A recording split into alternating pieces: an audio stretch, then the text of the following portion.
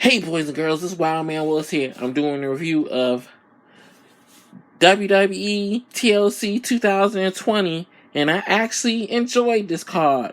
One of the few WWE pay-per-views that I liked this year, because most of them was hot trash. So it was basically a 6-card match. It started off with AJ versus Drew McIntyre.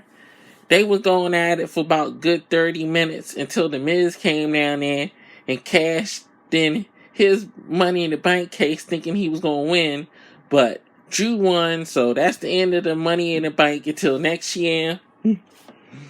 We had the New Day versus the Hurt Business. I was thinking New Day was going to end up winning the match, but the Hurt Business ended up winning, so that was cool to see. Them have all the mid-card titles now on Raw, so that should be interesting. We had the return of Charlotte Flair. She teamed with Asuka to beat the women's tag team champions of Nia Jax and Shayna Baszler. So that reign is over with. You know, when Charlotte come back, she always has to have a belt. So you know what they're going to set up. Charlotte is going to turn on Asuka. So around maybe WrestleMania time, it'll probably be the match Charlotte versus Asuka for the Raw title. So we'll see what happens with that. And we had Roman Reigns versus Kevin Owens. And we all knew that Roman was going to win. He basically win the same way he always does. Had Jay Mess in the match. Low blow, climb the ladder, win the match. So, was nothing exciting about that match. Was really nothing at all really to write home about at the moment.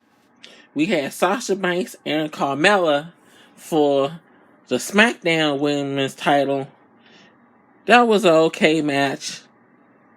Since they already had a match last week on SmackDown, I didn't watch it because I don't watch Raw on SmackDown no more. Same thing over again. So, Sasha ended up keeping the belt. That was just, everybody knew that before even going into the match. But the craziness to end the match, the pay-per-view, is Bray Wyatt versus Randy Orton in the Firefly Inferno match.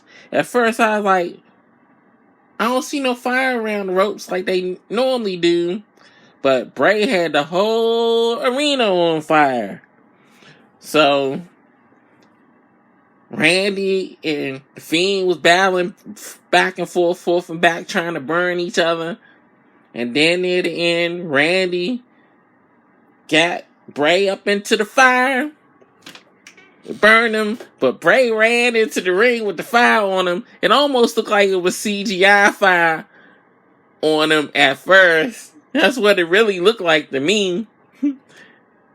So, Randy hit him with the RKO, and that was the end of that. But then, Randy decides to go all legend killer and go get some gasoline.